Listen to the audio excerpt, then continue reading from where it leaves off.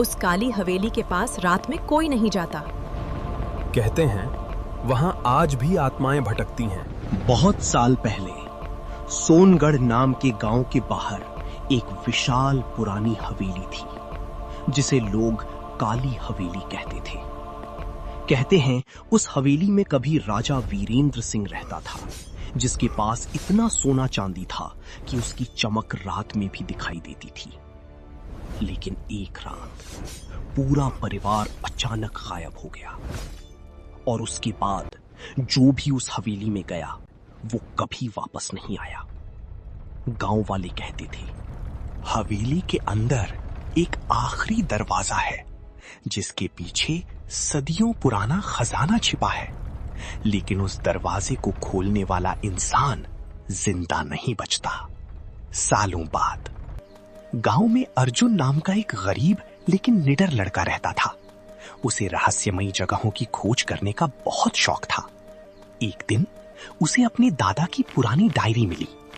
उस डायरी में हवेली का नक्शा बना था और एक लाइन लिखी थी, खजाना सोने में नहीं आखिरी कमरे के सच में छिपा है।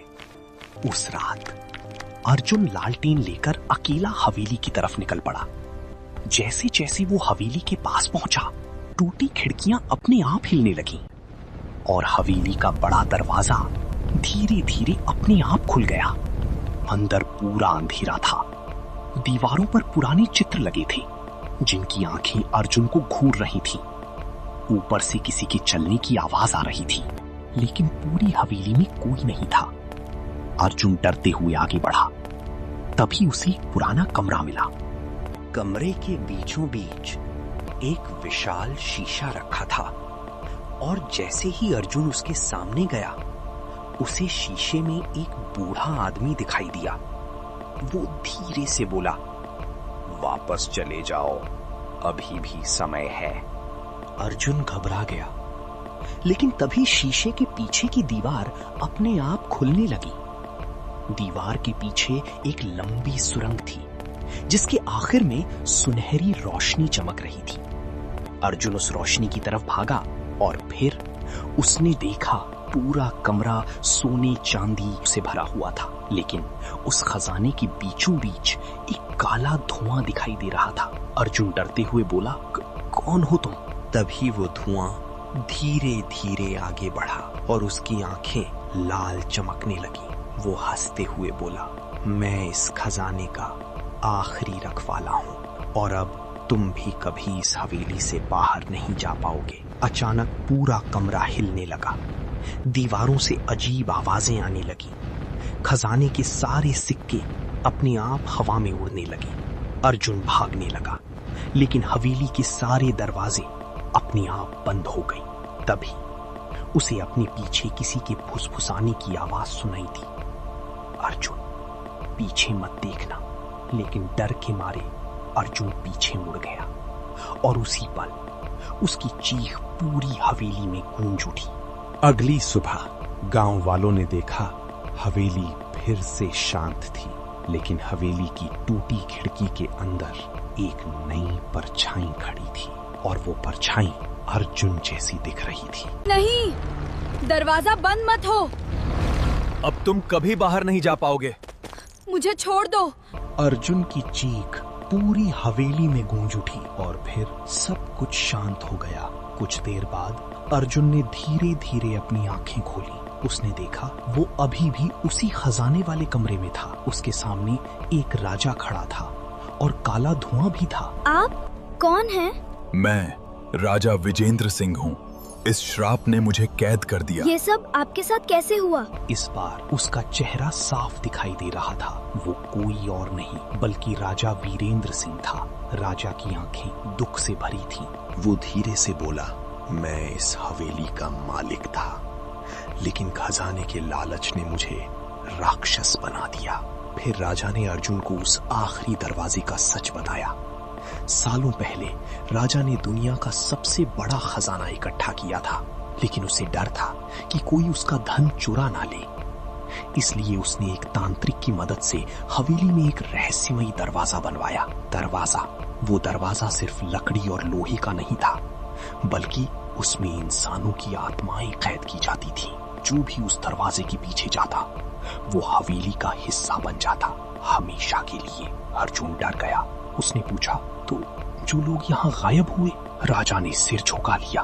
उनकी आत्माएं अभी भी इस हवेली में भटक रही हैं।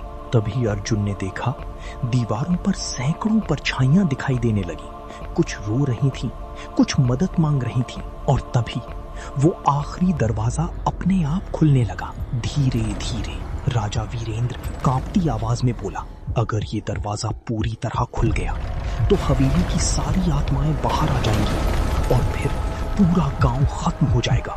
अचानक हवेली जोर जोर से हिलने लगी, छत से पत्थर गिरने लगे। अर्जुन भागने लगा, लेकिन तभी उसकी नजर एक पुरानी तलवार पर पड़ी जिस पर अजीब निशान बने थे। राजा चिल्लाया, वही तलवार इस दरवाजे को बंद कर सकती है। अर्जुन पूरी ताकत से दौड़ा और जैसे ही दरवाजा पूरी तरह खुलने वाला था, उसने तलवार दरवाजे के बीचों बीच घुसा दी। अचानक सब कुछ शांत हो गया। कुछ देर बाद अर्जुन खुद को हवेली के बाहर पड़ा हुआ पाया। सुबह हो चुकी थी। हवेली अब बिल्कुल शांत थी। गांव वाली अर्जुन को देखकर हैरान रह गई, लेकिन अर्जुन ने किसी को कुछ नहीं बताया। उस रात के बाद वो कभी पहले जैसा नहीं रहा। कभी कभी रात में वो अचानक डर कर उठ जाता, क्योंकि उसे अब भी वही फुसफुसाहट सुनाई देती थी। दरवाजा अभी पूरी तरह बंद नहीं हुआ है और कहते हैं आज भी अगर कोई आधी रात को उस हवेली के पास जाए तो टूटी खिड़की के अंदर एक लड़का दिखाई देता है जिसके हाथ में पुरानी तलवार होती है और वो धीरे से सिर्फ एक बात कहता है, पीछे मत देखना। साल बीत गए।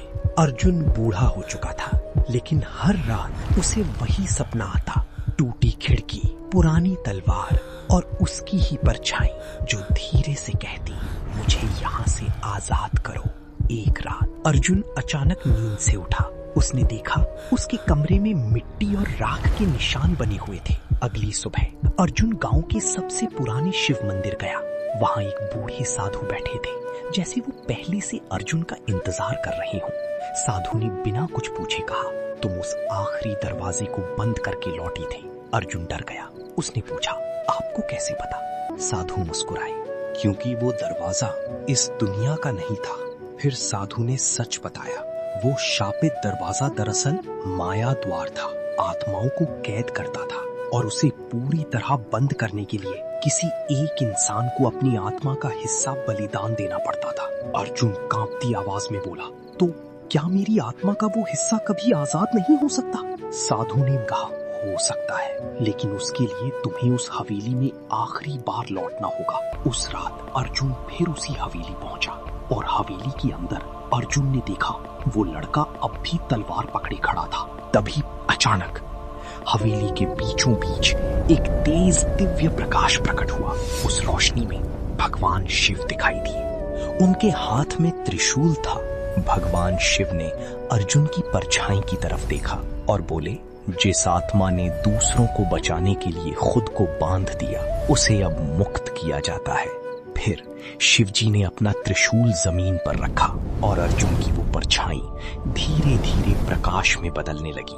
अचानक पूरी हवेली राख बनकर बिखर गई। सुबह जब गांव वाले वहां पहुंचे तो हवेली गायब थी। उसकी जगह सिर्फ एक पुराना शिवलिंग रखा था और उस दिन के बाद अर्जुन को कभी वो सपने नहीं आए। लेकिन कहते हैं आज भी पूर्णिमा की रात उस शिवलिंग के पास हल्की घंटियों की आवाज सुनाई देती है।